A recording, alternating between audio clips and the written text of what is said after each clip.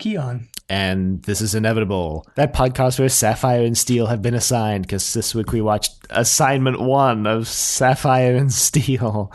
Written by Peter J. Hammond, a.k.a. PJ Hammond. Allegedly directed by Sean O'Riordan. According to IMDb, I don't know how accurate this is because I couldn't find any other source for who directed this serial. And aired between July 10th and July 26th, 1979. It's been a long time since we've done a serial on any of our podcasts. Yeah, so, a lot of the hesitancy and unsurety, if that's even a word, of the stuff we're saying right now, I think is going to be par for the course for the show because there's surprisingly little out there about Sapphire and Steel, despite how big of a show this is. Yeah, much kind of like Children of the Stones. Children of the Stones.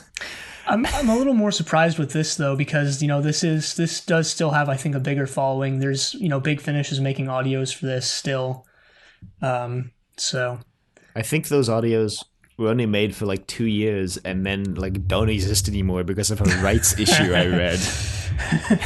Yeah, so there's some rights stuff with this, which we'll get into now, I guess. But I mean, let's just say we're back with season 3 of Inevitable. Yeah, you all thought we wouldn't make it, but we're back.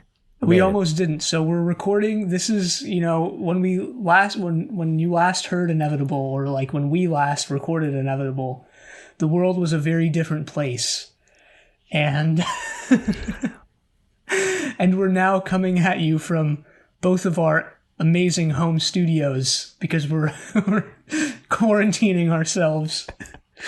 So the audio is probably a lot worse than what it was in seasons 1 and 2.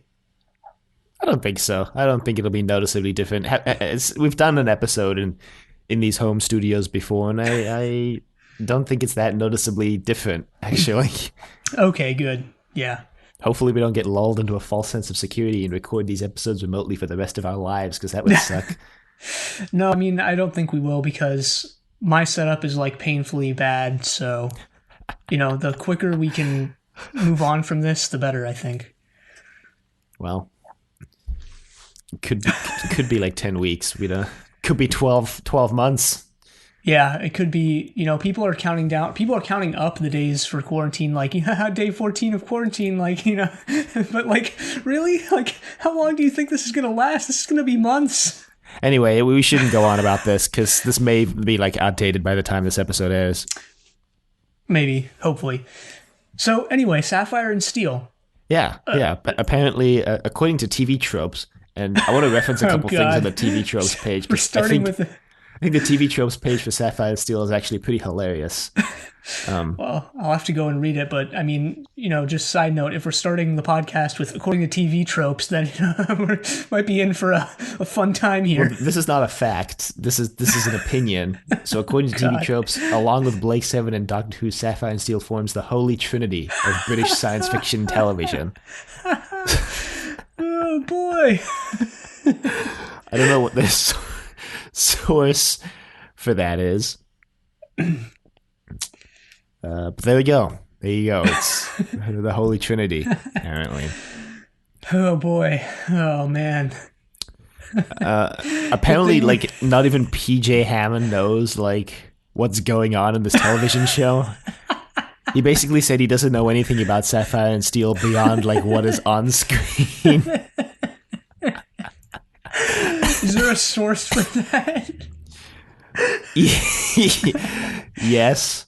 I'll put it in the show notes, but apparently it was an interview at a later date. And he was just yeah, I don't really know. I don't really know. That could be a case of stop asking me about what's going on in Sapphire and Steel and do your own legwork, you scrubs, and just him kind of evading the question. I mean, maybe. I think it's him going yeah, I don't. Maybe he meant to say I don't remember. I mean, I suppose that's also a possibility. Also, according to TV Tropes, and I don't know if there's any other sources for this, but the show was originally commissioned as a children's fantasy series. But then when PJ Hammond wrote the scripts, it was way scarier than than was intended, which, I mean, going off of Children of the Stones, like, you can get pretty scary for kids. Yeah. But apparently they, like, rewrote it. Instead of rewriting most of it to be more kid-friendly, they just decided the show would be less kid-friendly. But apparently Assignment 1 is, like, the least scary of all of them, is the most, like, kids' TV-oriented episode of the whole thing, because it's got, like, kid protagonists and led as, like, kid TV host style character, and apparently all that gets dropped starting from Assignment 2. So yeah, that's interesting. Apparently Assignment 2 deals with themes of adult subject matter like war and sexual relationships, along with a really grim ending. Apparently Assignment 1 has the most unambiguously happy ending out of all of them. Yeah, I mean, I've heard this show is very ambiguous, and I didn't get that really at all from this. Like, this was pretty concrete. I mean, it could have been more concrete, I think, but you know, I think I have a pretty good grasp of what happened in this episode. It wasn't like Ghost Night on Doctor Who, where you're just like, all right, what the hell did I just watch? Yeah, I kind of think I followed what was going on in this episode. But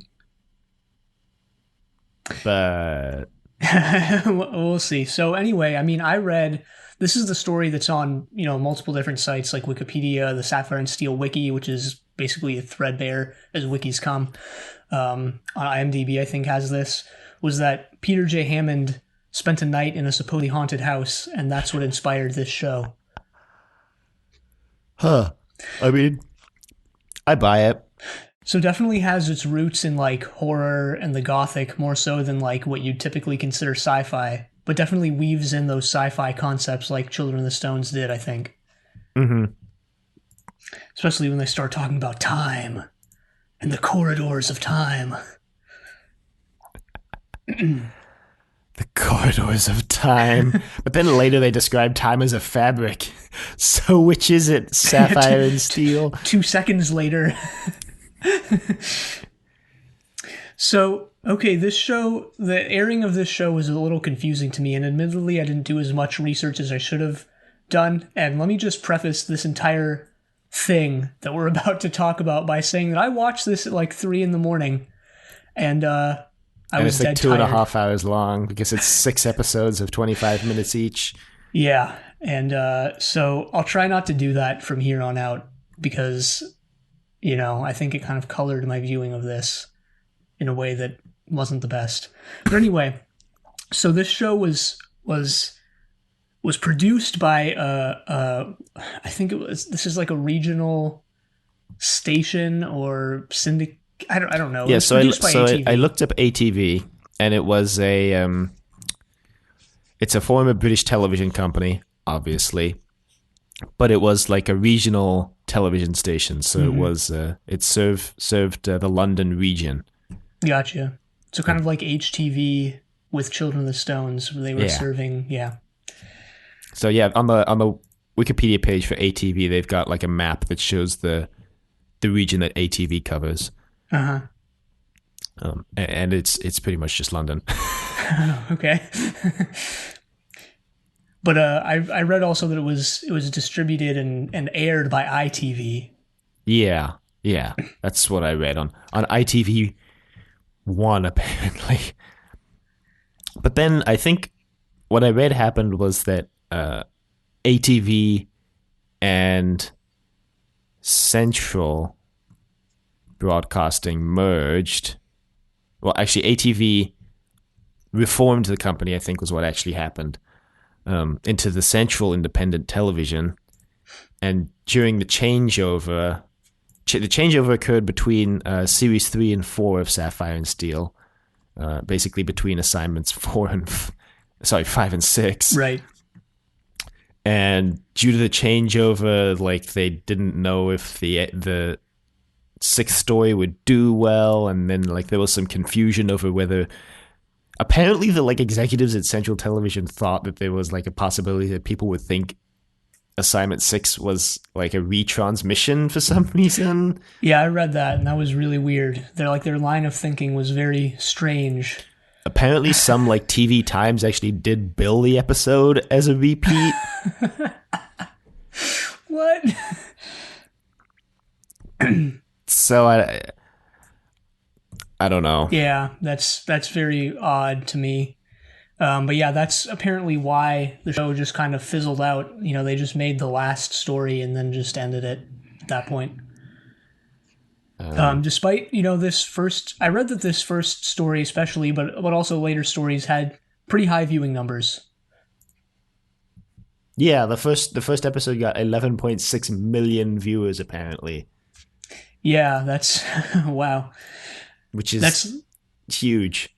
yeah. So I know Doctor Who actually sometimes used to do those numbers. Once upon a time. Yeah, and Blake 7 actually, if I remember correctly, was doing around that as well. Blake 7 hit those numbers, and I want to say Series D. Oh, was it? I remembered, for some reason, I remembered the earlier series of Blake 7 getting more, but maybe I'm wrong. Probably. For some reason, I remember Series D being really popular. I don't remember. Maybe I'm misremembering, which is entirely like possible. Yeah. That's weird to me. None of these shows actually, you know, Doctor Who, Blake 7, this, seem like shows that would have that many viewers. You know, 11 million is a huge number. I don't know how they're calculating it either. Like, how do they know how many... I can understand how you know, like, how many TV sets, I guess, back in the 70s were watching this, but how do you know how many people were watching it? Like, Presumably they're approximating one television set to one viewer, or there's... Yeah. I mean, presumably... I mean, isn't there a thing when you get your cable license where you have to tell them, like, how many people live in that household? So presumably they're using those numbers as well. Oh, maybe. Yeah, I have no idea how that's all calculated, but I guess I can look it up and see if I can find out. Yeah. Apparently Sapphire and Steel is, like, perpetually on the verge of being remade. Ed Heim and Neil Cross, who are both names involved in Doctor Who now, were apparently involved in the remake in the late... 90s? In the late 2000s. Oh, the late aughts. Yeah, the late aughts.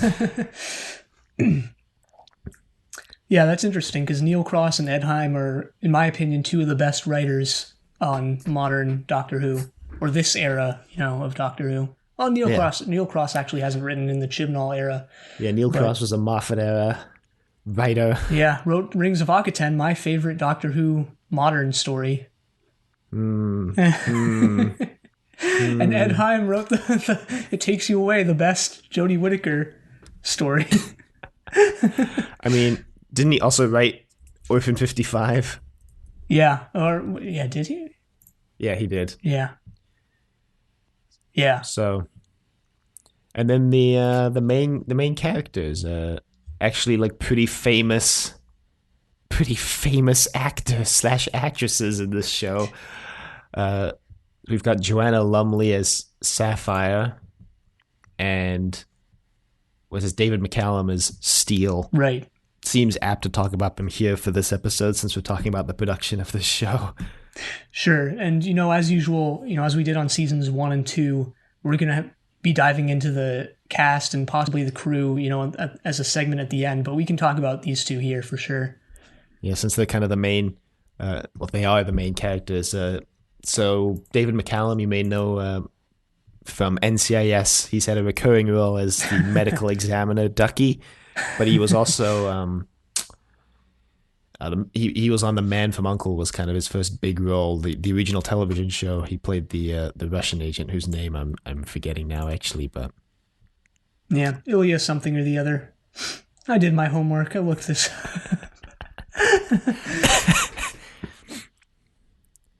And then we have Joanna Lumley, one of, I think, the most famous British actresses of the 20th century and 21st. She was on the New Avengers, on Her Majesty's Secret Service, the James Bond movie. She was in Curse of Fatal Death, which we've watched. Oh, was she? I didn't see that. She played the final incarnation of the Doctor, the female one. Oh, huh. At the very end. Wow. Yeah, there's a couple other Doctor Who credits in this. Yeah. Weirdly enough. Not surprisingly. Yeah, I mean, Doctor Who is like one of those shows where it's like if you're a British actor, you've probably, yes, been in Doctor Who, Coronation Street, The Bill. Well, if you're, Z Cars, if you're from that era. And, one of these other shows.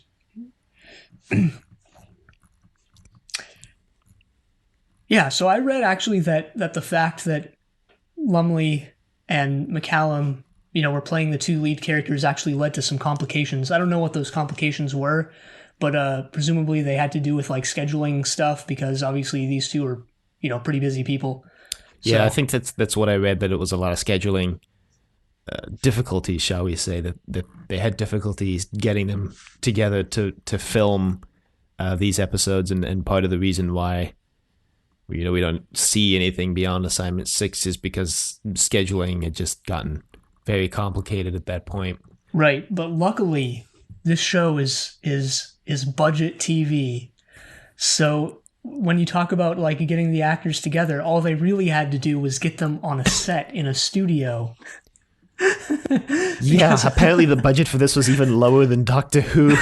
There's a humorous line that I want to read off TV Tropes because I think it words it better than I ever could. It says, while most other notable British science fiction shows were overambitious in their special effects, with results ranging from the troubling, Doctor Who, to the disastrous, the Tomorrow People, Wow. Sapphire and Steel simply did not try to do anything the budget wouldn't allow. This result called for milking surreal horror for all it's worth, creating a show that is, while definitely not for everyone, quite capable of reducing so inclined viewers to quivering little heaps behind the sofa. Yeah, I think it definitely uses that to its advantage. And then there's an additional quote here under the trope section, bottle episode, all of them. The only location footage in the entire series was filmed on the roof of ATV's own offices, masquerading as an apartment block. Nice. So, they definitely, I think created some of the horror in this episode around the fact that they didn't have really much to work with besides, like boarding up a door and playing like a really creepy sound effect type thing, or like, having someone get transported into a painting, but it's really just like another room and there's nothing special about it. I think all that like really works. Yeah, episode 2 where Sapphire is just like standing in a room and that's all she does for the whole episode. Well, that's all anyone does for the entire thing is just stand in rooms and talk. But somehow it actually like works. When it works, it works. I mean, that also means that there's no budget for guest characters.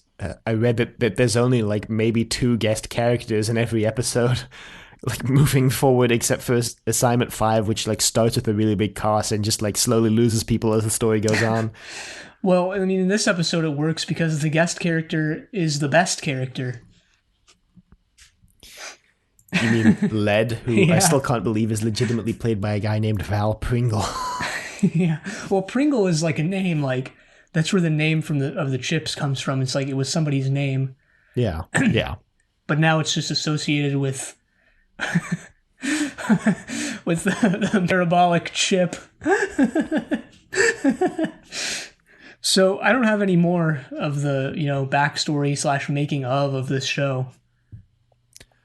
No, I just have one more quote about the low budget that says, for example, Steel emptying a refrigerator is the closest thing to an action sequence in the 3rd episode. Well, I mean, I actually like this because I might have said this before on this podcast. I've definitely said it on Trust Your Doctor, a Doctor Who podcast. Check that out. I don't really like action sequences. I usually zone out when there's just action going on screen and nothing is really advancing the plot dialogue-wise. So this show is definitely like a treat for me because there's really no action.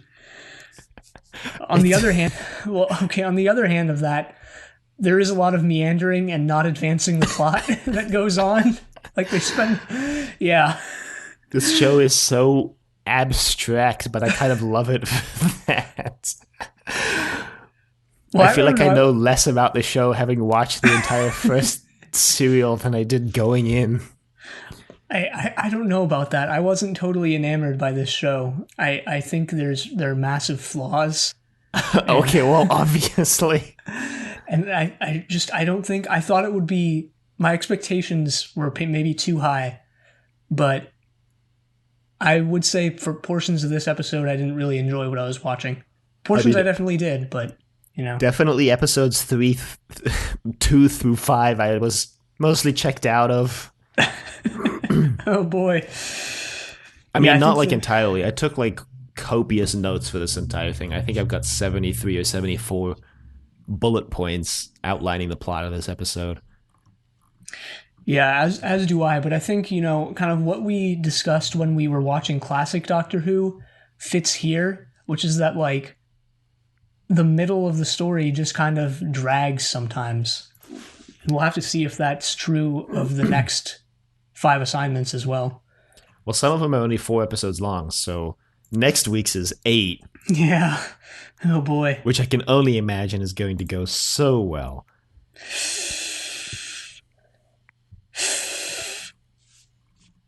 So you want to just jump right in? So we actually start with a cold open, surprisingly, for the very first episode. Wait, what? I didn't even... What? Yeah, we start with a cold open because the intro doesn't happen until 3 minutes into the story where we get all irregularities. Yeah. Okay, well, when I say cold open, you assume it's going to be something very exciting, and maybe that's why you're confused, because it's a cold open, but it's just a girl reading nursery rhymes. Yeah, okay. So, I mean, when someone says cold open, I think, like, recap, which is true for the other episodes, but obviously there's nothing to recap with this one, so it just starts. Yeah. Well, all the other episodes also start with the voiceover, whereas this one starts with a little girl getting read nursery rhymes and a boy doing his homework. And as soon as they saw the boy, it's like, is that Matthew? I know. I know. It starts with Matthew Waterhouse. Not really, but it looks almost exactly like him. Thankfully, this kid is a way better actor than Matthew Waterhouse was / maybe still is. This kid, like, I have to say, like, if this kid wasn't a good actor, which he miraculously is, I think this story would fall way flatter than perhaps it currently does. Right. No, I agree. Matthew isn't carrying the episode. I definitely think Sapphire and Steel are like carrying the episode just on how weird they are. Yeah, well, a lot of the draw of this, a lot of why episode 1 intrigued me so much was like the thing of like, oh man, like what's going on, like, and kind of being in the dark, and then they kind of just drop that, I feel like, later on, but let's not dwell on that too much. Yep. But okay, so let's just be clear here. So the way I watched it, and I think the way you're also watching these, is just one like massive super cut thing of the episodes just stuck together. Yeah, but it's unedited, so it still has all the credits in the middle. Yeah, so it's unedited, but the episodes do actually start with the sort of text crawl, Star Wars looking thing, and then they have the little cold open, and then they have the voiceover intro thing, right? Is that? Yeah, I believe so. Okay, just wanted to be sure. Yeah, so basically what happens here, we get this really wild special effect, which is just like, ray tracing, not ray tracing, like vector graphics on screen, like Tron-esque, and then like the little girl's parents just like disappear. Right. But all the clocks, the show makes a clear decision to make sure you notice that there are a ton of clocks ticking, and then when this happens, they all sort of stop. Right.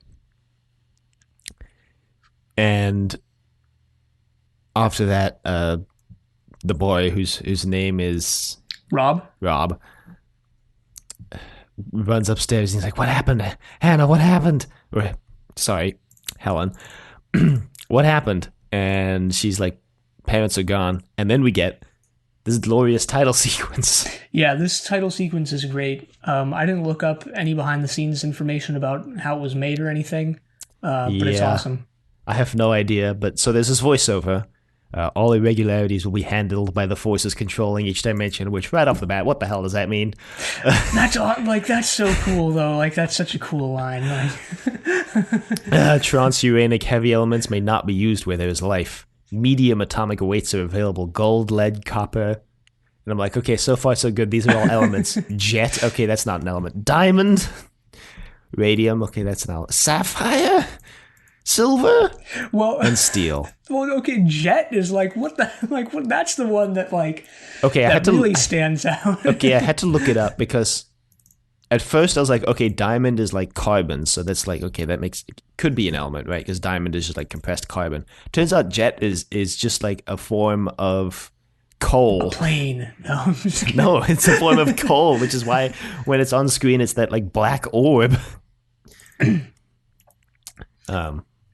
Yeah, coal is also like carbon. I think. Yeah. Coal is carbon. Yeah. Yeah. Well, I mean, the visuals don't like match up to what we're seeing because we have Sapphire and Steel is just like a scribble, like the scribble monster from Fear Her. Oh yeah, and then at the end, Sapphire and Steel have been assigned. Yeah, and this is so cool. Like the voiceover, at least so far, doesn't make any sense. Sure, I don't think it ever will make sense. But it's so cool. Like it's so cool. And that's the thing too of like when it says elements, you know, perhaps the first thing you think of is the periodic table of the elements, or I mean, it's either that or like I don't know, like earth, wind, water, and fire type thing. But like that's not necessarily what elements means, right? Element just means like a quality of something or like a portion of something, like an element of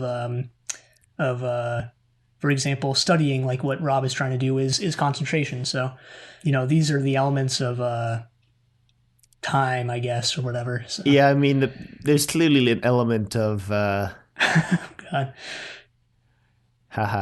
Of the periodic table plus more. Right. Because uranium is the 92nd element, so transuranic would be like above that, but there are apparently 115 like non-transuranic elements, at least according to Steel in this episode. Right. Or this serial, I should say, sorry. Yeah, we're going to be doing that a lot. So when we say episode, we mean serial. And when we say serial, we mean episode. No. Anyway, so what happens is Robert decides to call the police, and he's like, yeah, the police have got to cross the bay. They'll be here soon. And I'm like, wait, what? He has to cross the bay? Yeah, so we never see, like, the exterior of the house because, surprise, there is no exterior. This is all being done on a set. But, like, yeah, we're left with, like, a few lines of, like, okay, like, where the hell do they, like, live out in the middle of the woods or something? Like, where are they? I thought they were at, like, a lighthouse. I was like, what the hell? Have a moat around their house. And so the doorbell rings and he's like, oh, wow, weird, they're already here. And then he opens the door and it's Joanna Lumley and David McCallum. And he's like, oh my God, it's famous actors Joanna Lumley and David McCallum. No.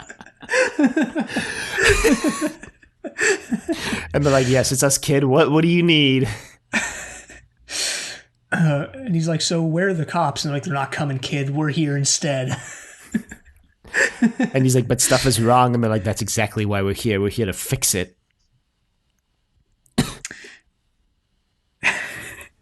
And then, okay, so I don't remember the context of this, but we find out why Sapphire is called Sapphire because we like zoom in way close on her eyes and they're just like hella blue, like abnormally, disconcertingly blue.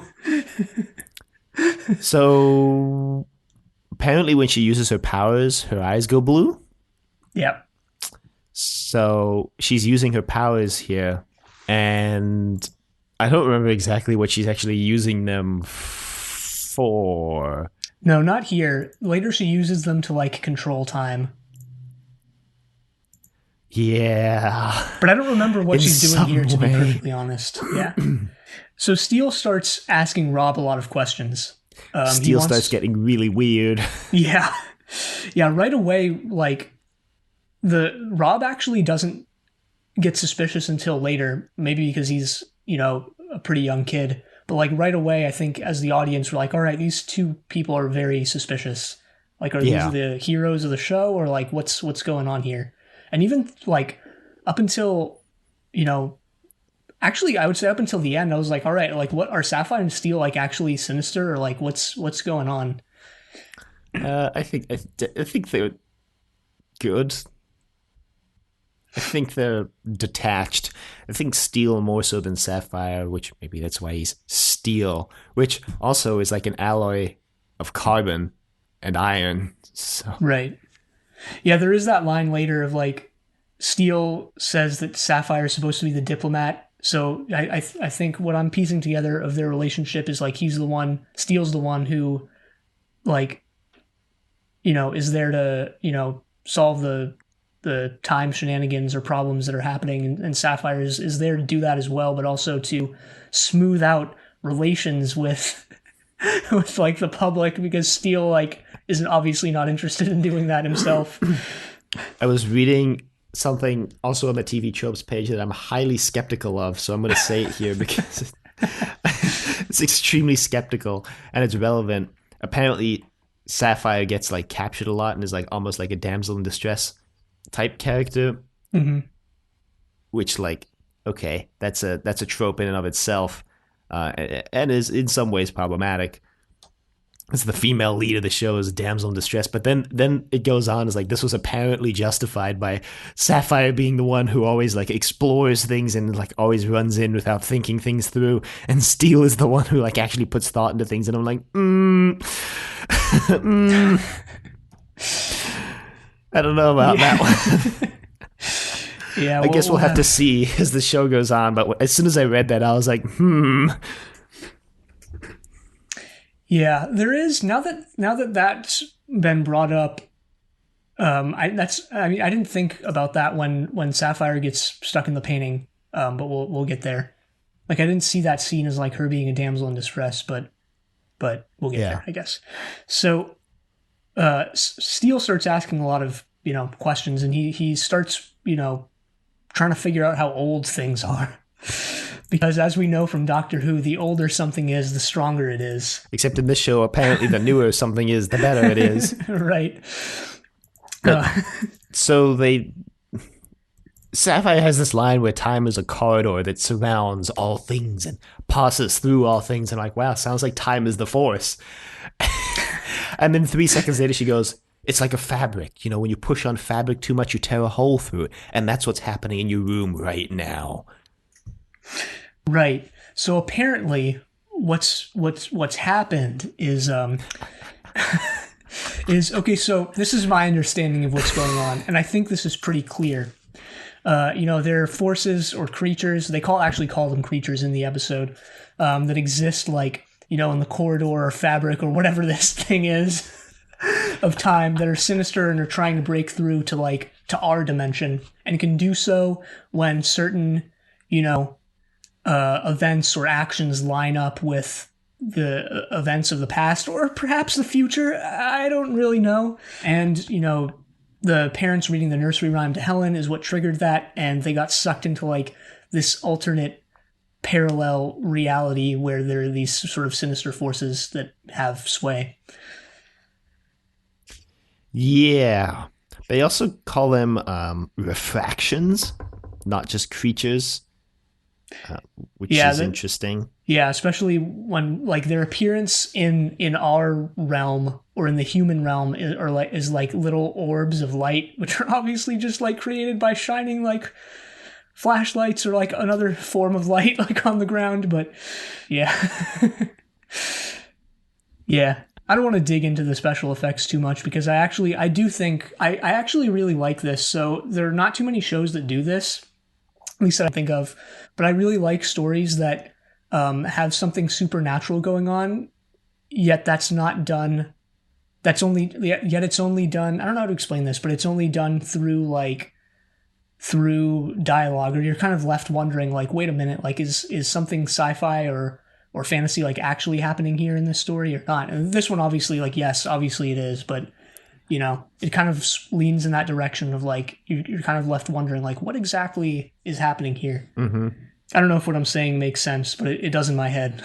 Yeah, no, the fact that they're just like clearly spotlights on the floor. I have multiple notes here that are like, oh no, watch out for the spotlight. But when you first see them, which I think is in episode 2 of the serial, you're like, wait, what are those? Like, what are those supposed to be? And it's kind of interesting how this really low budget special effect has got you questioning, like, oh, like what could that be? Because it's so like abstract in its low budgetness that you have no idea what it is. Which kind of plays into the fact that, like, yeah, you're not really supposed to know what it is because it's weird and like from the time fabric corridor. Yeah. So what they have to do apparently is recreate the scene where the parents disappeared. So Steel, a la the Master in Spyfall Part 2, is like Neil. Neil! Nigel Neil. Steel gets less cold as the episodes go on. No, does he? In socially, but not physically. That's a reference that we'll get to soon. That's such a weird power. Like, that is such an odd thing. No. Okay, so I'm noticing that there's like a kind of symbiosis between all the elements, that they all have like powers that on their own are pretty much useless. But when combined, become even more powerful. I mean, Sapphire can just like control time and put people in time loops. That's like pretty. I mean, she can only reverse time. Yeah, she's not. And she can only replay time. She can't change it. But when combined with Steel can change it. See, that's what I'm saying. When in conjunction, everything. I guess. We'll get lead there. can break down doors, any door. I have stuff to say about how lead fits into this whole thing, but anyway. So they read the rhyme, and then the wall does a Haunted Mansion at Disneyland and gets really long.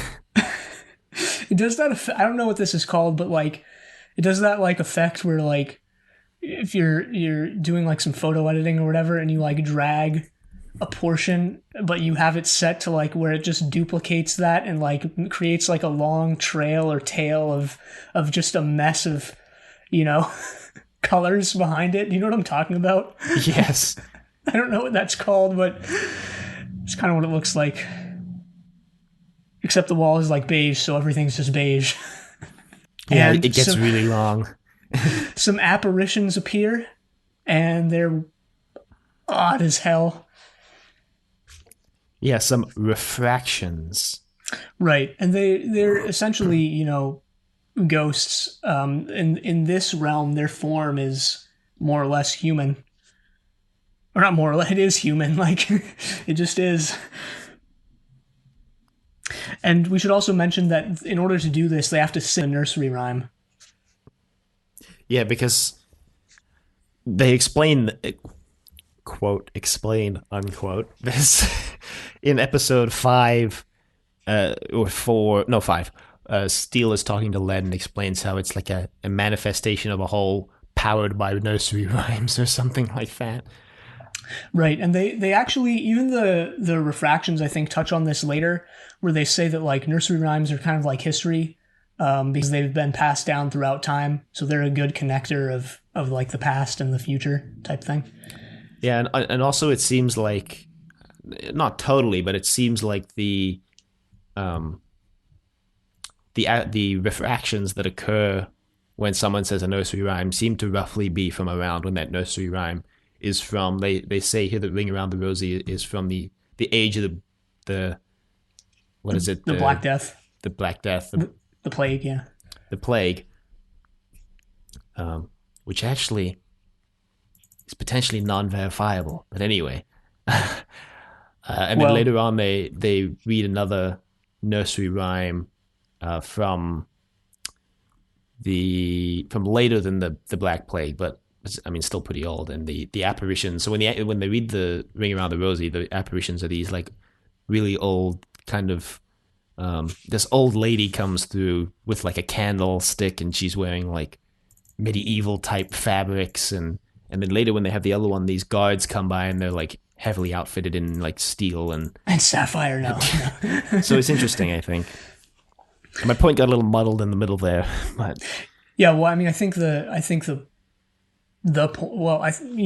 the nursery rhymes are like, nowadays we just sing them as songs, or I don't know. Actually, people still say nursery rhymes to kids, but now in modern times they're just songs or like fun little phrases or whatever, but they actually reference like historical events, or there's actually like a basis for what's being said. Like the Ring Around the Rosie thing is about people dying from the plague.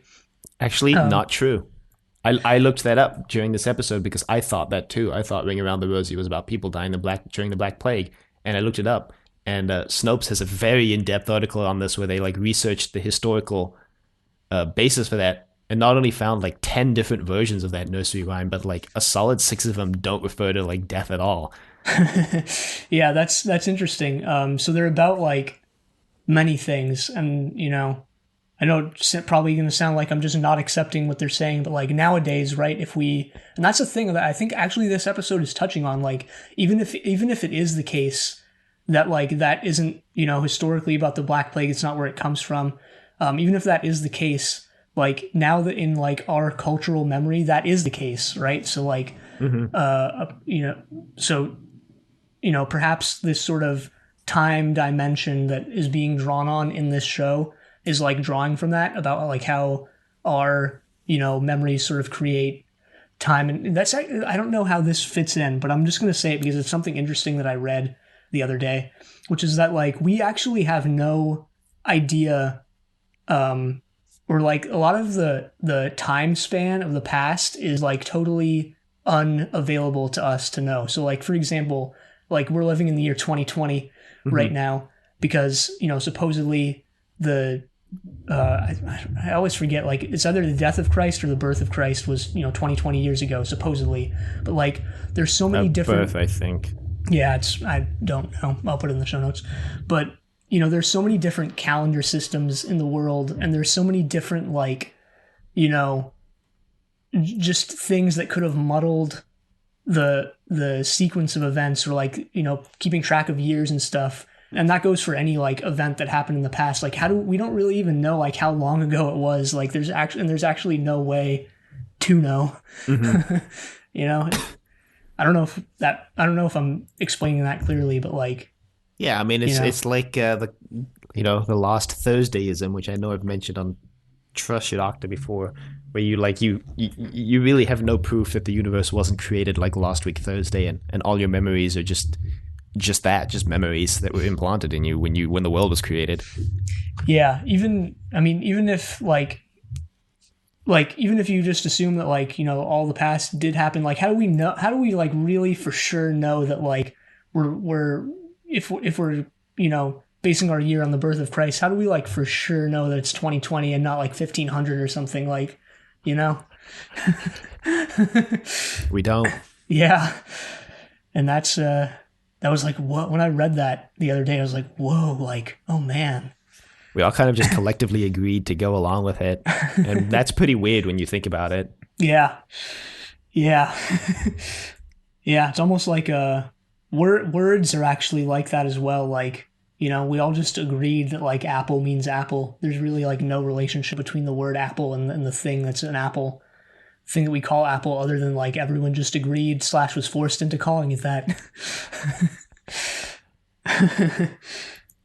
So yeah, I think it's actually really interesting when you watch this episode through the lens of like, yes, the Ring Around the Rosie poem isn't about, actually it's not historically about the plague, yet what these creatures are able to do with it is so totally tied to like our memory that they're actually able to draw on the plague or whatever.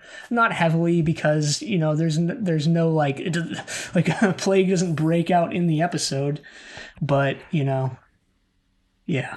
Thankfully. Yeah.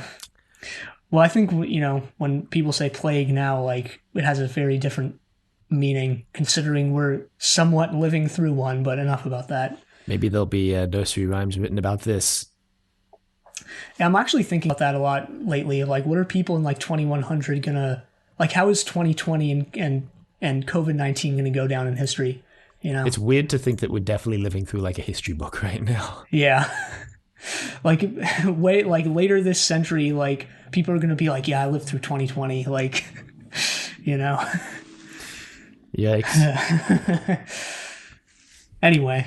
So that's how episode 1 ends, actually, is with the wall going really wide, and Episode 2, they stop saying they say the rhyme in reverse, and it reverses the effects.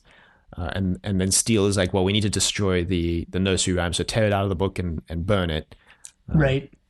So they do, and then we kind of muck around for a little bit in this episode. Robert pulls an Anakin, I wrote down here. Because Sapphire's in the kitchen, and she like changes her clothes, and then she changes them again, and Robert just goes, "You're very beautiful." In like the exact same intonation as young Anakin. I'm like, oh my god. And Sapphire's just like, why, thank you. Yeah, well, thankfully this doesn't go the Star Wars route. Yeah, Sapphire doesn't have time for that. Time. Great. And they say, okay, so I don't know if you noticed this, but like in episode 1, when they were explaining the refractions and the time quarter and stuff, they say time like 15 times in one sentence. They say the word time like, a lot in this serial. Yeah. Yeah. Maybe that we should have, instead of doing a death count, done how many times is time said count. Oh god, I don't want to do that. That would be more tedious to keep up than a death count. So Helen starts reciting the nursery rhyme from memory, and Steel busts in. He's like, no, and he takes her teddy bear, and this is the most hilarious scene in the entire episode. He just launches the teddy bear like into the time corridor. No, okay, there's one scene that's more hilarious, but this one's up there. He just throws the bear. Yeah, so there goes Bernard, or whatever its name was. Freaking sacrificed himself for the good of others. Or not even, was just sacrificed by Steel, just forced into giving up its stuffed inanimate life. Okay, so before that, we should actually mention Rob just decides to GTFO. Oh, I think that's here. Yeah, it is. So Rob just decides to like leave. He tries to get himself and Helen just out of there, but fails. Because Helen likes Sapphire too much. Right. And then the cop opens the door. Yeah, he calls the cops, but the cop opens the door, and Sapphire puts Rob in a time loop, and she's like, I can just keep doing this forever until you decide not to engage with the cop. Yeah, he just rewinds time back like 30 seconds, and she then explains this to Helen, where it's like, so when you bounce a ball, and this metaphor is like both simultaneously the most illuminating and confusing metaphor I've ever heard. She's like, when you bounce a ball, the first bounce is the event, and then like all the other bounces are just echoes.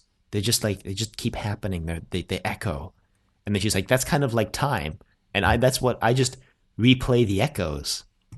That's why I only have limited effects. So she explains why she couldn't go back a full day, because Rob is like, why can't you just go back a day to before my parents were taken? She's like, I can't go back that far. So we're learning that Sapphire has limited control over time. She can get pretty close to a day, though. She can go back like half a day. We're also learning that Sapphire and Steel... Oh, I think we already kind of learned this about Steel, but even Sapphire is willing to go to some pretty sinister measures to, get the job at hand done. Yeah. So they want the youngest room in the house because apparently it's the safest room, and they go into this one room. And also Sapphire has these powers to like tell how old an object is by touching it, I guess. Right. So she gets handed this ashtray, and she's like 6 to 8 months old with some recycled components that are hundreds of years old. And I'm like, wait, what? Yeah, it's a glass ashtray, which is a bit odd. That components of it are 100 years old. But hey, maybe there was a barcode sticker on it that was made from like a tree that was over 100 years old or something. Or the sand that the glass was made from was just... Right. That's the thing, is like, I'm really interested to know how they define like made, because I can make a desk right now, right? And the desk would be some time, but sure. Okay. For the purpose of this, let's just assume I spend my weekend, I make a desk, right? The desk is new. The desk itself is new, but the wooden components of the desk are not, right? Yeah. The trees that the wood came from, maybe dozens, if not hundreds of years old. Right. But the desk, it will be like a day old. Right. So how do they define this? I guess it's not relevant because Steele decides to empty the room of everything except the room itself. He puts this ashtray in a box, which is the only thing in this box, and then he hands it to Rob and he goes, I need to empty the room.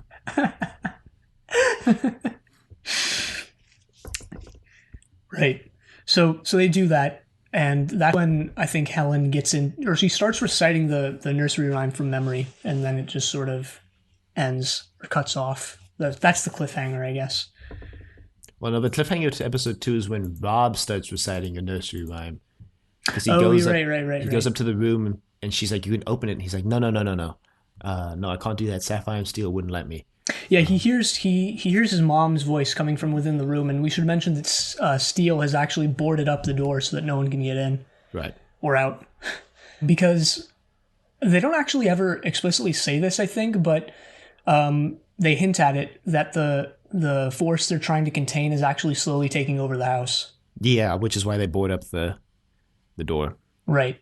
That's actually the creepiest thing in this entire story, for me, at least, is that whatever this is just slowly and perhaps inevitably gonna overtake the house if they don't stop it in time. Right. Yeah, it's kind of going back to that fabric metaphor where you tear a hole. So it's kind of like how you keep pulling on the hole and it keeps expanding, right? Right. So the voice from inside the room tells Rob to recite a nursery rhyme, which is the first indication that it's not his mom.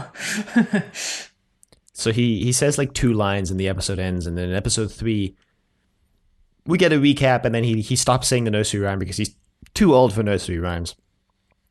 So he stops. And he gets Sapphire and Steel, and they're like, what happened? He's like, I heard my mom. And they're like, it's okay. You didn't damage anything yet. Well, some knights actually appear because the rhyme that he was reciting was about knights. So some like ghostly knights appear at the top of the staircase, and he goes and confers with Sapphire and Steel, like, you know, what just happened. Right. So then Sapphire kind of looks at this painting and touches it and vanishes, and they're like, oh no, Sapphire. Yeah, well, this is actually done very well, I think. I really liked how this was all shot because in the foreground, so it's actually, the cinematography in this is actually really interesting and I think really good. And this is an example of that. So in the foreground, we're kind of looking up the stairs, and we see Steele and Rob talking, and Sapphire is just like on the little landing thing upstairs, and then she just disappears in the background of another scene of Steele and Rob's conversation. Mm-hmm. And I like how that was done, because I was like, okay, Sapphire is just using her like time powers or like whatever, you know, her abilities are again, but no, she actually got dragged into the painting. Right, which took her back in time apparently. Yeah, so I think the painting was a painting of the house in the past. Yeah, I think so. Which is why, so she gets sent back into the past, and she finds out that somebody died in the room in question, basically. Yeah, and there's like a rope on the table. And yeah, it's heavily implied that someone like was hanged in that room. Yeah. So we kind of muck around for a bit with different ways to get Sapphire out. She looks out the window and confirms that it's the same house. But she's supposed to stand perfectly still. That's what Steele says, or he at least keeps telling her not to move. Right. And I think, I don't know why, but I think that like what we're kind of getting here is that like the more she like moves around in this space, the more she like becomes a part of it. Mm-hmm. The more and the less she'll be able to come back to their own time. Because later on, there's that thing with Led of like, you know, you have to keep yourself in this time, so sing the same song that I'm singing, and, you know, don't look around too much type thing when Rob gets stuck. So I think that's what's going on here. There's a lot I'm noticing, or I have noticed, I guess, that there's a lot of that in this story, and I'm curious to see if that continues. Of like, it's pretty clear what's going on, but they don't actually ever sit you down and tell you. Yeah, you kind of just have to piece everything together. from Yeah. all of the disparate parts. Yeah, and it's not as abstract as I thought it was going to be, because I actually thought it was going to be like that, where you sort of have to do the legwork yourself and just kind of put the puzzle pieces together. But it's pretty clear, I think. Yeah, I think so. In some ways. I think the plot of the episode is clear. I think like what the hell Sapphire and Steel like did exactly isn't super clear. Yeah, I and agree like with what that. they are and Yeah, I think the conflict for sure is clear. I think they lay that out pretty clearly at the beginning. Um, yeah. Or, yeah. And so, some stories don't do that. Some just throw you right in, and maybe not TV. Although I haven't watched as much TV as many people have, but books, short stories, whatever. There are plenty that kind of just throw you in. They're like, well, this is what it is. Do the work yourself, type thing.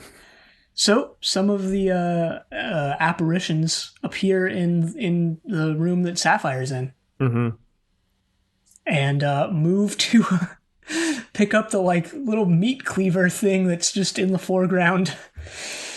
Yeah, they put the noose around her neck, and so Sapphire is like Steel is like just hold it there, like to hold time there, and he goes into the office, the youngest room in the house, and then he comes out and he tells Rob to get Helen away from him and not to touch him, and he like so apparently Steel can get near zero temperatures and like freeze time, so he grabs the painting and I guess freezes all the refractions in the room, and Sapphire is able to escape back to regular time.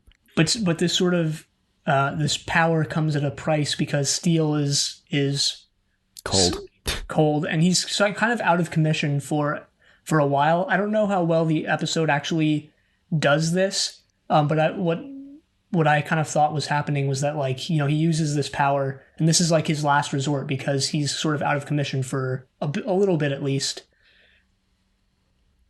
I think he's only out of commission because Lead wasn't there, which plays into my theory that they're stronger together, because when Lead comes in, well, so what happens is Steel is super cold now, and so they've started a fire in the kitchen to warm him up back to regular temperature, and he's just like literally frozen in place. Yep. And Lead comes in, he's like, Steel, you know better than to do that without like your insulation. And when he does it at the end of the episode, when Lead is around, he's just fine. Right.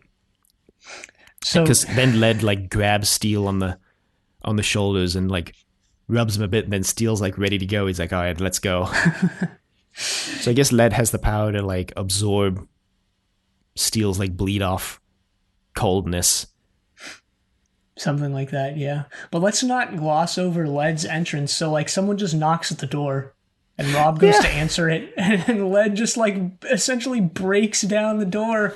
I was like, I'm here now. He just kicks the door in. I have a line here that's like, who's at the door? My next thing is, why did Lead just shove the door down? What the hell? Yeah. This is when Sapphire explains to Helen that there are 127 of them, whatever they are, and Steel telepathically says like there are only 150 and the transuranics are too unstable. Right. So throughout all of this, we'd been getting some backstory about a ship. Sapphire and Steel had both been sort of referring to ominous events that had taken place on a ship that seemed to parallel what was going on here. Turns out Lead reveals, or helps reveal, because Steel's the one who remembers the name, that it's the Mary Celeste. Right, which is like a famous ghost ship. Which we saw in Doctor Who. Yeah. I wish they... Go ahead. I was just going to say, I wish they explained it on this episode, because I barely remember what it was. Rob kind of has this line where he's like, that's a famous ship. That's like, that was important. And... It couldn't have been the Mary Celeste, because you said that you sank the ship, and Steel says, well, I sank the real one. So yeah, they decided to burn all of the nursery rhyme books, I guess, because any nursery rhyme now can open the tear. And the book about the goose, give a goose a gander, is like controlling itself. It escapes, like jumps off the table, and they're like, this is weird. This was actually funny. They try and put it in like this little, I don't know what they try and burn it. but it's just like, well, nope, and it just comes out of the fire. So the house actually starts being bombarded by, well, I guess in concrete terms, wind, but I think this is part of the It's time pressure. Yeah, yeah. At this point in the episode, I felt things were kind of dragging, and I stopped paying total attention. So the dad shows up and convinces Rob to come with him to find their mom. Turns out Rob gets taken to the shadow realm. Yeah, this is obviously not his dad, but he's convinced. Right. Because his not dad casts suspicion on Sapphire and Steel, which, is pretty good tactic, because Sapphire and Steel are not exactly, all that trustworthy themselves, seems like. Yeah, but I mean, the instant the dad just vanishes him off to the alternate universe, Rob is like, oh, I made a mistake. This isn't episode 5, by the way, we should mention. Mm-hmm. Well, so episode 5 ends with him getting taken away and Sapphire and Steel be like, oh no. In episode 6, they're trying to get him back and revert everything, and Rob's mom is like a demon now. She's got like red eyes. Yeah, so this is into episode 6, but like, and this was one of my main problems, I think, with this story, is like episode 5 drags so much. Like, nothing, we barely learn anything new. The characters just meander around for a bit, and then we get into episode 6. I mean, this is some hardcore nostalgia for us here on in Decorative Vegetable Incorporated, because like this is like the 5th episode syndrome that we always ran into in classic Doctor Who. Every time there was a 6-episode serial, it was the 5th episode was completely discardable. Yeah, and unfortunately, that's the case here. I remember a non-trivial amount of serials where we were like, if this was a 5-episode serial, it would have been great. Yep. So Steele's trying. So Rob then gets taken, and now he's like an apparition of Rob, like the mom and the dad. And he's like, "Come through. I've held them off." And then Steele's like, "What's the policeman's name, Rob? What's the policeman's name?" And Rob just goes, "I don't know, Brian." And I was like, he's gonna say Brian Blessed, and it's gonna be great. But No, it was actually Brian. I don't remember the last name. I don't know. I didn't write down his actual right name. I just wrote down Brian Blessed. Brian from Family Guy. That was it. No. But that sort of brings him back into his own time, and we should mention that he was brought back to the time period of when the house was being built. Which is why he hasn't been able to come back to the present, because apparently the power of the time loop is centered on like paintings or books, and there's nothing when the house is still being built. Right, but the way they reverse this is that they remove the stone that the builder of the house engraved with his name and the date. Yeah, so I wrote this. This is my final note. So I think what happens is they go back in time, and then all the weird time shit happens, and then Steel seals the refractions into the stone by being really cold. So basically all of them work together. Sapphire rewinds time half a day so that all the refractions come out. Then Steel seals the refractions into the stone, which then Lead pulls out of the wall and just crushes, which I think destroys the refractions and closes the hole. That was what I think happened. Yeah.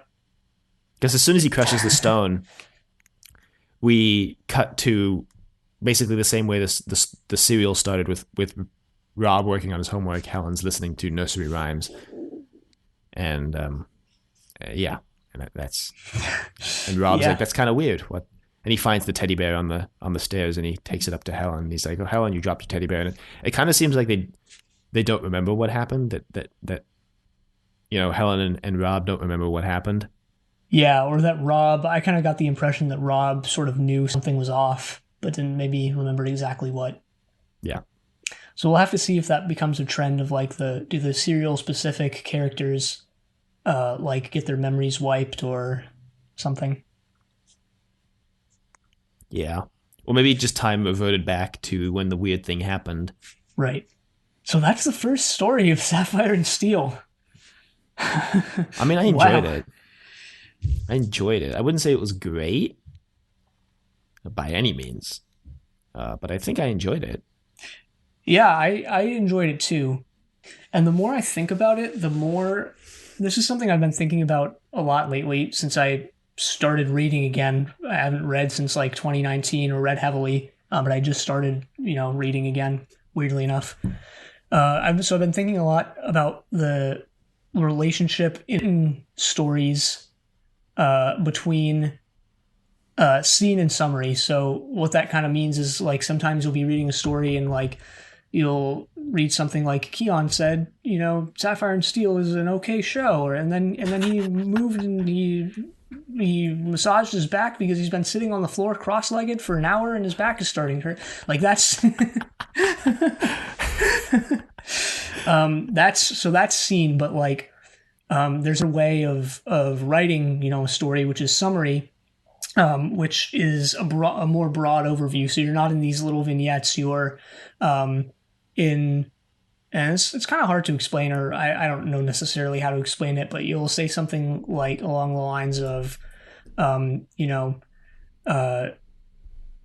week Dylan and Kiyan recorded their podcast, and every week they, regretted subjecting themselves to old British. No, I'm just kidding. No, that's actually not true. I don't regret, watching old sci-fi shows, but that's scene. So like, it's not a particular moment. It's just I guess a broad overview. Mm-hmm. So I've been thinking about like how stories use both of those and in what contexts they do. And, when you're writing a show like this, obviously you're writing a screenplay, so it's in scene fully, but it almost seems as if stories like this and a lot of the classic Doctor Who stories are like written and conceived with summary in mind because of how much like how many scenes there are of like nothing being advanced or just like people wandering around or discussing things that end up being inane thing. I don't know if that makes sense what I'm saying, but like I think so. Yeah. So like when you're writing, like if you were to have this be a written story, a lot of the scenes that we kind of had a problem with because they dragged, would have just been done in summary and would have been fine because we wouldn't have been in that scene. It would have just been maybe a sentence or two, But they are in scene because all you have in a show is scenes. Yeah, but I mean, your scene can be a summary. I was watching an old movie the other day, and they like very clearly didn't have the budget to show something. Oh yes, I was watching Bringing Up Baby, which is a screwball comedy from like 1936, I want to say. Jesus.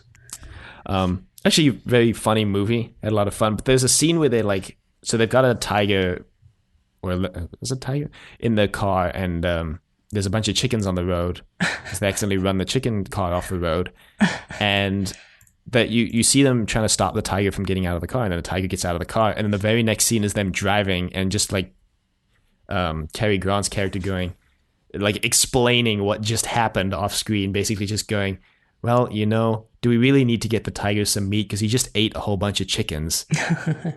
And also, like, I had to jump in the lake to get him out. And it's like, this is clearly a conversation that would never take place like in real life, but it's clearly happening to summarize what we didn't see off screen, right? Yeah, sure. I mean, that's the closest you can get in a movie or show. Yeah, in a visual medium, basically. Right. Well, short of like just having the text scroll on screen or something, or narration.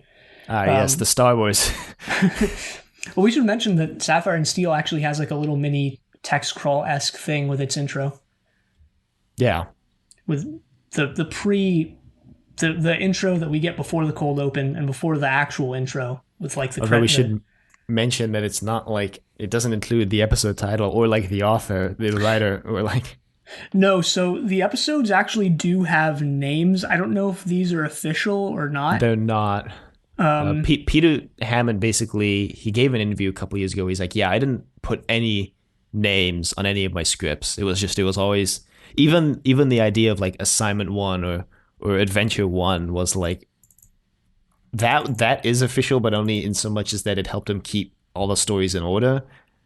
Apparently all the episode titles like appear only on the DVD release and were made up by like fans for clarification purposes. Apparently they're like, some of them are spoilers. Wow. One of them has the title Dr. McD Must Die, which apparently like is a thing that doesn't happen till like most of the way through the story. So this one is called Escape Through a Crack in Time. Yeah. So I don't know if you had a few things or anything you wanted to touch on, but I had a couple sort of just humorous ones. I think I touched on most of this stuff. I did want to mention that I really liked the incidental music in this. Yeah, I think the music was really good. There's a moment early in episode 1 where there's incidental music. Steele is trying to figure out what nursery rhyme they used that Helen said that opened the kind of time portal. And the incidental music plays Ring Around the Rosie, which I think was really clever. That was just kind of one that I wanted to point out, but I think the incidental music in the entire serial was really good. Yeah, I agree, yeah. I'm actually going to look up to see if we know who did do the incidental music, because I think we should. Yeah, I know. I have his notes down. Oh, I see. For when we get into, yeah. Cyril Ornadell. Shaps, no. Cyril Shaps. I think that was because I think I touched on everything I wanted to talk about. I'm really interested by this television show's portrayal of time, because time is something that I, as someone in physics, time is something I have to deal with a lot. So, yeah, I'm really interested to see what happens as well. I think we can only go uphill from here because I think we either discussed this early on in this episode or before we started recording. I can't remember, but their later episodes are said to be stronger than this one. Yeah, I read that most people consider assignments 2, 4, and 6 to be the better half, and 1, 3, and 5 to be the weaker ones. Mm-hmm. Yeah, this show almost makes me want to start reading theory again, just to kind of help make sense of what's going on. But I probably won't. Yeah, I was going to say, it's interesting that 2, 4, and 6 are considered the best, partially because 2 is an 8-episode story, but then 4 and 6 are both the 2 4-episode serials. So,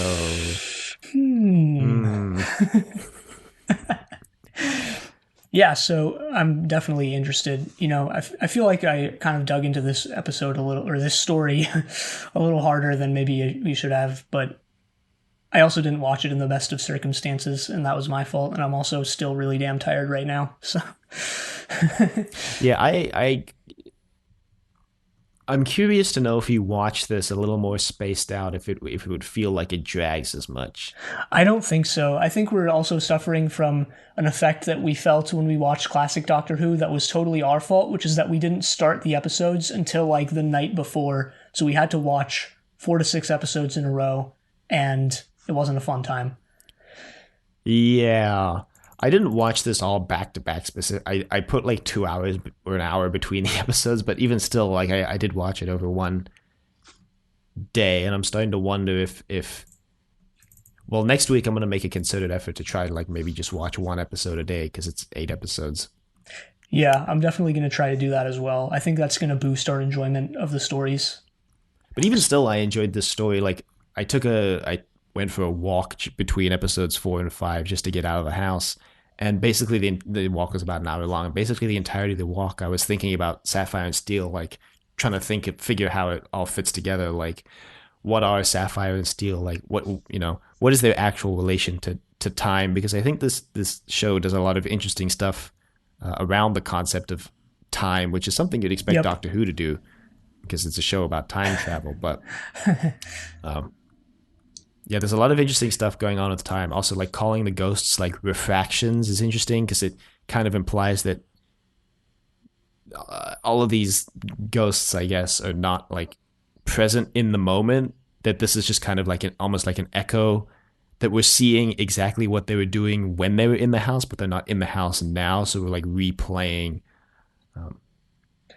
their kind of Right. motions. And that almost mirrors Sapphire's power as well, because she can only, and she says I can only, manipulate echoes or the after effects or the ripples. Yeah, that idea Yeah. of like when she explains the ball bouncing and the first time is the event and all the subsequent bounces are the echoes was just such a cool metaphor for me, because I was like, damn, what if time actually works that way, that like we do something and it just like that event echoes and we don't see the echoes, but like it ripples through time. I think that's cool. Okay. Oh, that's Yeah, you're no, gonna that's go on. Okay. no. I think that. I think that's a line that like partially PJ Hammond might have just written because it sounded cool. But I'm curious to see if there's going to be more along that line, in the assignments moving forward. I think there will. I mean, maybe we're just getting our hopes up where we shouldn't, but I think it's just going to get more interesting. So, in your head, I think it's going to worm its way into our heads more and more as we continue to watch it. Yeah. Yeah. I had a couple just humorous things I wanted to touch on, or one at least. So the cliffhanger. Well, okay, these aren't actually cliffhangers. They kind of just cut off the episodes wherever the 24/5 minute mark is, which kind of sucks sometimes. But in episode 5, it was great. So the last thing we see in episode 5 is the door to the cellar being locked, and Led just breaks it down. He's like, not locked anymore. And it just cuts to the credits right then and there, which was great. The other thing I wanted to touch on, I know we talked about this for a second at the beginning, but the one of the biggest strengths of this episode, I think, is Rob. So a lot of child actors suck, as we all know, but the guy who played Rob didn't. As we all know. We do. We all know it, even if we're not willing to admit it. But the kid who played Rob is actually pretty dang good. The little girl who played Helen, not so much. You could barely understand what Helen was saying. But that's more forgivable because she's actually is pretty young. But Rob is good, and I enjoyed that. Yeah, no, I think the child actors in this serial, I almost said episode, were a lot better than I think I expected. Yeah.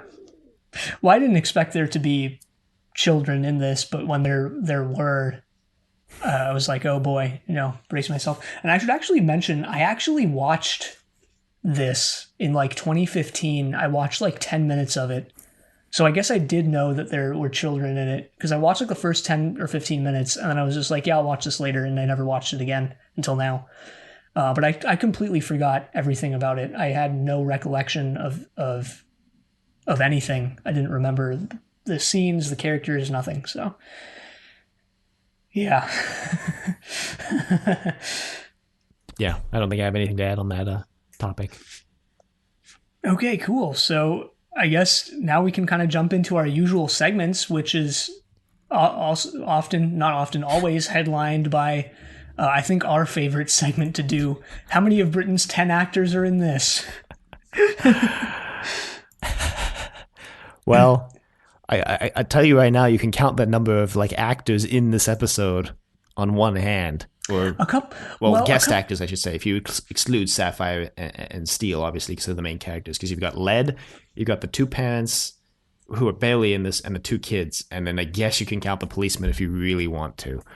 That makes 6, so that's more than one hand. But And there's someone on IMDb credited as Countryman. I don't know who that is. I don't know who that is. It might be the old man/woman who we see as a ghost in episode 1/2. I don't know. Yeah, possibly might just be extras playing the refractions. Yeah. So, yeah, I mean, let's just dive right in. So we have Stephen O'Shea, I think is how you pronounce his name. Stephen O'Shea. Playing Robert. He has a very minuscule acting career, but he was in Highlander in the 90s. It's like 20 years after this. Yeah. That's pretty much his only notable credit. Yep. And he's like, that's the only notable credit for basically everyone in this show. Because well, there are a few of the actors had like 100 plus credits. One of them did. John Golightly, had like 75. who played Father. Yeah. He's been in like 74 Yeah, he was things. in Wuthering Heights and 1984, apparently. Yeah, he was in the 1984. Wow. He's basically been in like, if a British actor is in 74 things, these are the ones that are a part of that 74. Zed Cars, Yep. UFO. London's Burn. Oh yeah, he was in UFO. So that's a sci-fi one for him. He was in Softly Softly and Softly Softly Task Force. Great. He was in London's Burning, which is a show I've heard about. It ran for quite a long time, and it's about like firefighters, I think. Oh, he was also in Poirot. Oh, really? Mm-hmm. Huh. Just as like a background character, I think. But yep. Seeing Poirot's another one of those massively long-running British shows. I had him in a show called The Newcomers. I think I wrote that down because he had a pivotal role in that. But I'm not sure what that is really. Think so. So we also have Tamsin Bridge playing Helen Jardine, who has been in she was in 2 other things according to IMDb, both before this, and that's it. Yeah. And then obviously Joanna Lumley and David McCallum, who we've already mentioned, obviously. Right. I've written down Felicity Harrison playing the mother, who's been in a lot of TV movies. So there was a TV movie that kept showing up on people's credits associated with this, whether they were cast or crew, called, hold on, I wrote it down. Dang, where did I put it? Oh, we forgot the scene where Led just sings "What Would You Do with a Drunken Sailor" for 3 minutes in episode 6. Yeah, we did. That was great. Yeah, so it's called Wet Job. A lot of people who were in Sapphire and Steel were involved also in this movie called Wet Job. I don't really know what it's about. I didn't look it up. Probably should have. But there you go. Well, I'll just look at the IMDb page right now. 10 years after leaving the SIS, former agent assassin David Callan is living a quiet life. As the owner-operator of a militaria shop, he's forced out of retirement to participate in one final assignment. Oh man, is this Secret Assignment 7? Oh, this is a looks like a TV movie for the TV show Callan, which I have heard of. Oh, I've never heard of it. Callan is an old British it's a British television show that's like it's a spy television show. Apparently it was like one of the darkest thematically television shows like on air at the time, and still is apparently. The title sequence is like really ominous. It's just a swinging light bulb that swings into screen and illuminates a brick wall that says Callan. God, sounds creepy. So I remember hearing about it because Big Finish was starting to do Callan audios like a year ago. Big Finish brings back every ancient. What can we bring back that 60-year-olds remember? Well, so I guess it's interesting. They did bring back Sapphire and Steel, but neither David, in a first for Big Finish, actually, neither David McCallum or Joanna Lumley reprised their roles. And it's partially because David McCallum was living in the U.S. doing NCIS.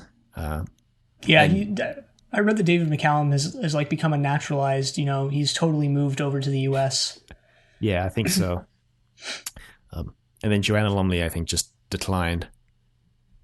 But apparently both of them are really proud of the work they did on the show. Sapphire and Steel, that is. Yeah, as they should be. So, I don't think we mentioned this, but the creator of the show, PJ Hammond, went on to write for Midsummer Murders, which is another British show that's long-running, but also, interestingly enough, for Torchwood. He wrote 2 episodes of Torchwood, which have been described as more like Sapphire and Steel than they are in most Torchwood episodes. So that'll be interesting. Yeah, that'll definitely be interesting. So by the time this goes out, we should either be on Torchwood on our Doctor Who podcast or very shortly approaching it. And it's going to be interesting, actually, to see how the Sapphire and Steel format works when you're just working with a single, 45-minute episode. Yeah, and I think it's actually rather serendipitous that we watched Sapphire and Steel next for Inevitable, because it'll allow us to have that kind of background going into those episodes about what PJ Hammond is most known for, I guess. Right. Which is interesting. So jumping back in, I wrote down, information for literally everyone who played a role in this episode, no matter how slight. So that's what I'm subjecting everyone listening to this to. So we have Ronald Goodale playing Countryman, who's been in pretty much nothing. He had a few roles. Yeah, so literally an extra. We have Charles Pemberton playing the policeman, who has been in Softly Softly. He was a Cyberman in Tomb of the Cybermen. He was a random extra in the War Games on Doctor Who also, so 2 Doctor Who stories there. And he was in Coronation Street, as every British actor is. Of course. And then we have Val Pringle playing Led, who has been in pretty much nothing, surprisingly enough. Yeah, that actually does surprise me, because he plays... I mean, it's not like a super major role, but it's one of the... whatever the hell Sapphire and Steel are. Yeah, and he's sort of a larger-than-life character and a larger-than-life actor, so I'm surprised that he hasn't been in more. Yeah, I mean, apparently he's playing that... what's the word I'm looking for? The kind of children's TV show host-esque character. Yeah, he's playing Brian Blessed. No, I'm just kidding. Kind of. I mean, kind of. Yeah. Maybe, so does IMDb list stage acting, like plays and stuff, if they're major? No. If they're major. Although, okay, because I feel like Val Pringle might have had a bigger presence in the world of stage acting. Okay, so Val Pringle, I did find a bio for him from the bbashakespeare.warwick.ac.uk. Anyway, I do think he was a bigger stage actor. He was only in one performance for BBA Shakespeare. He was in Othello, but he has a bio here where he's an actor, singer, writer, and musician who was born in Washington, D.C. His varied career included concerts in the U.S. and Europe, as well as appearances in nightclubs in the U.S. and Canada. He recorded Porgy and Bess and Showboat for RCA Victor, which is a record company.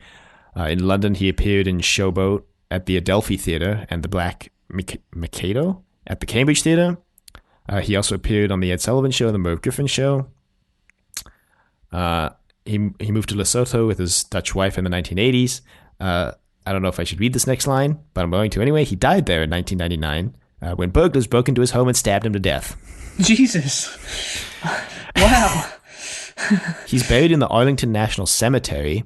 The cemetery is reserved for U.S. veterans and war casualties. So I don't know what that says about his potential life, but maybe he was in the armed forces, although the bio you're reading obviously doesn't include that if he was. Yeah, so I'm glad we looked that up, because he's way more interesting than just a quick IMDb search would indicate. Yeah, so that's about it. Sorry for interrupting again. I just found one more bio on him on the Find a Grave website, which has got he was also a writer apparently, and a songwriter, including for musicians like Harry Belafonte, for whom he wrote the song Luis. He was also friends of Richard Pryor and worked with musicians Hugh Masekela, Miriam Makeba, and actress-singer Eartha Kitt. And then, yeah, so there we go. Yeah, he's had a very prolific career. So just not in acting. Yeah, sorry for interrupting 3 times there. No, yeah, I mean, I was just going to say that that about wraps it up for the actors in this. But, here at Inevitable, we do our homework. We do the background research that everyone else is too scared to do.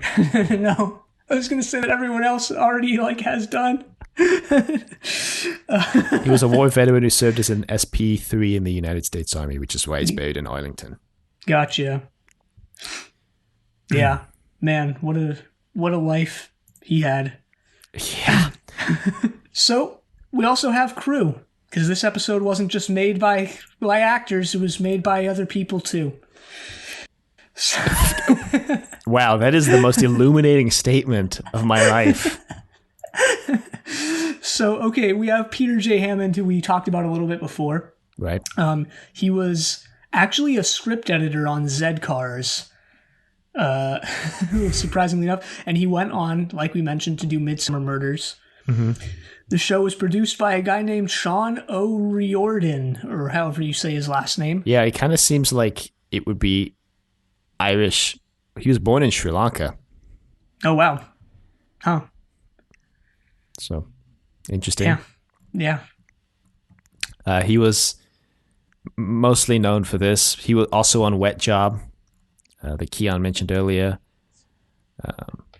He mostly just directed a lot of stuff. General Hospital, which is a TV show I recognize. Inside Man, and Emergency Ward 10. Lots of ER programs I'm noticing here. There's also a producer on The Cabbage Patch. Oh, wow. Yeah, so a lot of the actors and crew members on this seem to have more connections to non-sci-fi stuff than they do to sci-fi stuff. Right.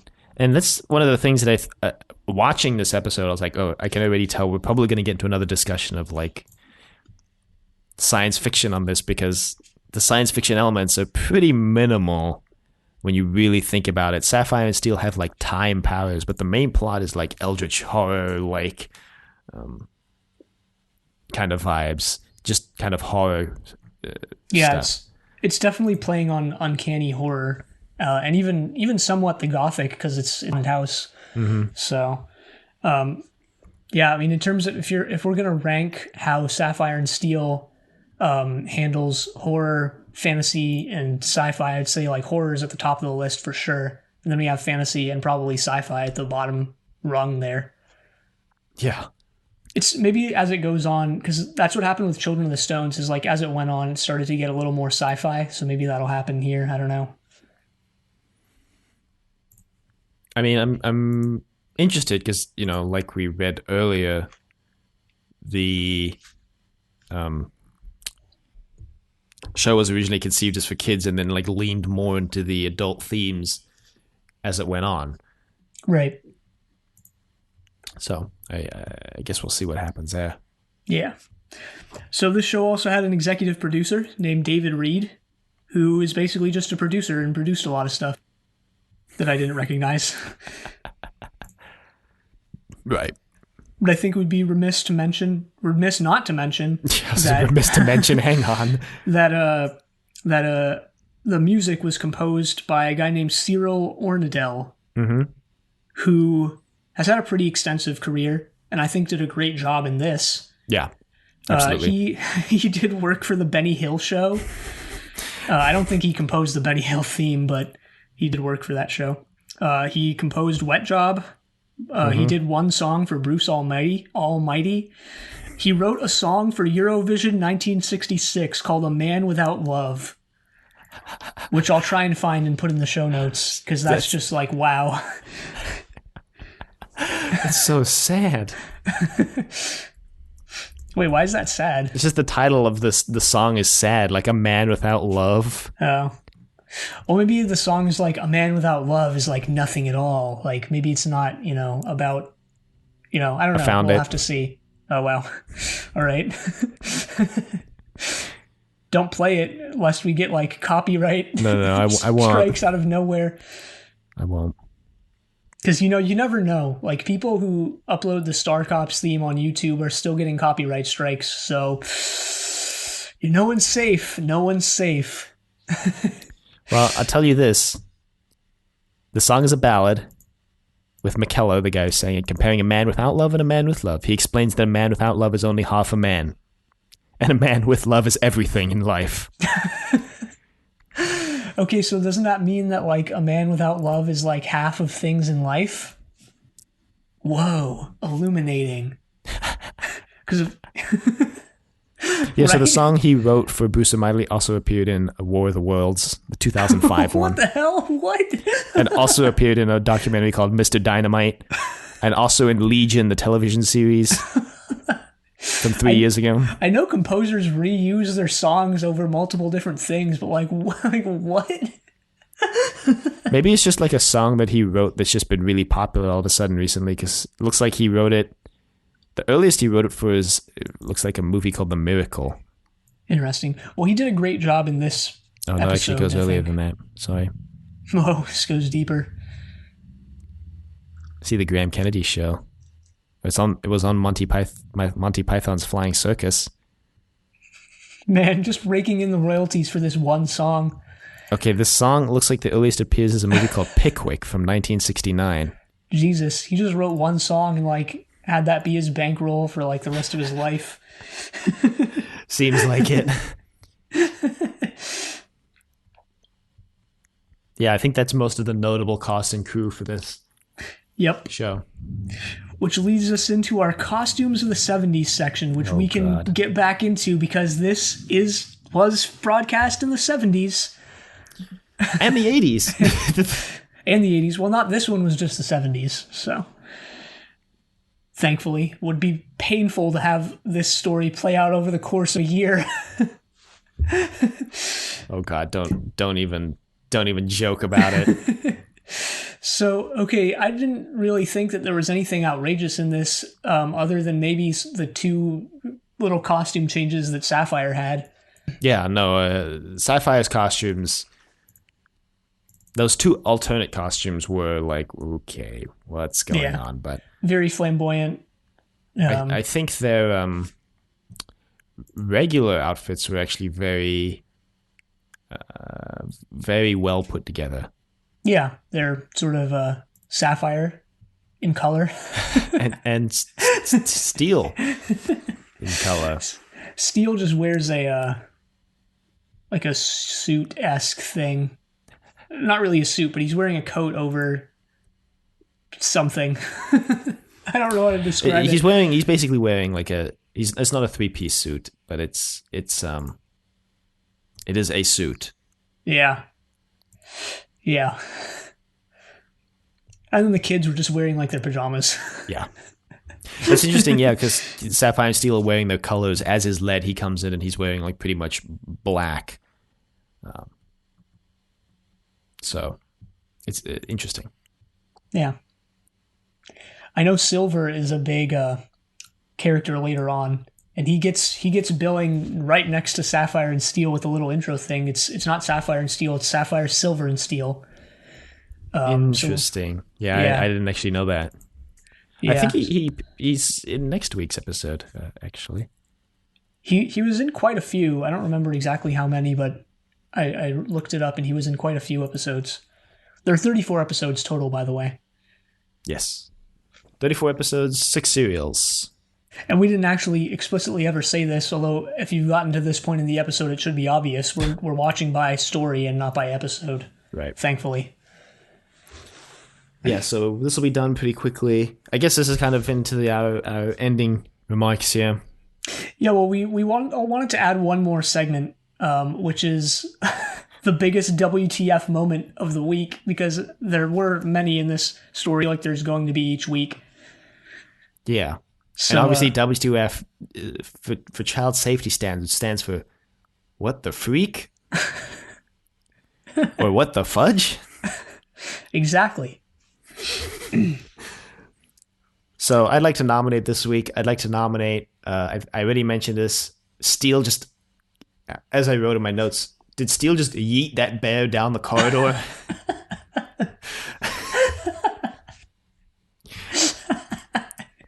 I'd like to nominate that.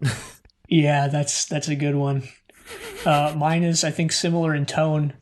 Mine is the one we already touched on, but the end of episode 5 where Led just breaks down the door and he's like, "Open now," or whatever he says.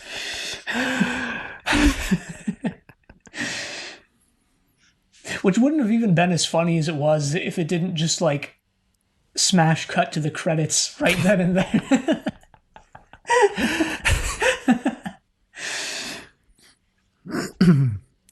I'd like to nominate one more miniature segment, which is the most obviously low budget special effect in the episode, because I have one for this episode, which is when Steel gets really cold in episode 6.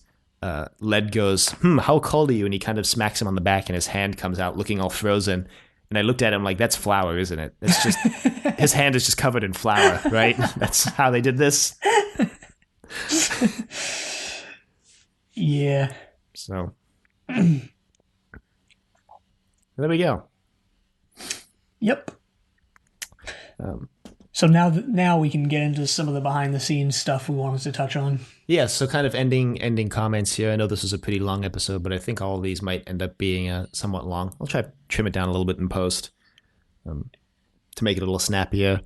But I think what we wanted to mention was that, this will be done in about 6 weeks. I don't think we know exactly what we're going to do for season 4 of Inevitable, or whether it'll be right after season 3 or not, but I think it will be. I think that was the plan, to do series 1 and 2 back-to-back, and when we switch this to Sapphire and Steel, since it's so short, I think we're going to do that back-to-back with whatever season 4 is going to be. Right, and we had one show in particular in mind that we're still going to have to discuss, but I think, Dylan knows what I'm referring to. Yeah. Yeah. And then also we wanted to mention that we're hoping to be joined by a guest at least, but maybe 1 or 2 guests this season. And right. Other than that, I think that's everything that we wanted to talk about. Yeah, that's all I had. So if you would like to email us, which please do, we'd love to have more opinions on Sapphire and Steel, since there are no Sapphire and Steel podcasts out there. You can reach us at thedoctor@decadentvegetable.com. Questions, comments, concerns, angry rants, love letters, your thoughts on assignment 1, 2, basically any of them. You can find us on Apple Podcasts, Google Play, and Spotify, all at Trust Your Doctor. You can find us on YouTube at Decorative Vegetable. Be sure to leave a rating if you like the show. Check us out on Facebook, Trust Your Doctor. Like us on Facebook. Also check us out on Twitter at TYD Podcast, and follow us on Twitter. Next time we're going to be watching Assignment 2 / The Railway Station. But until then, the end.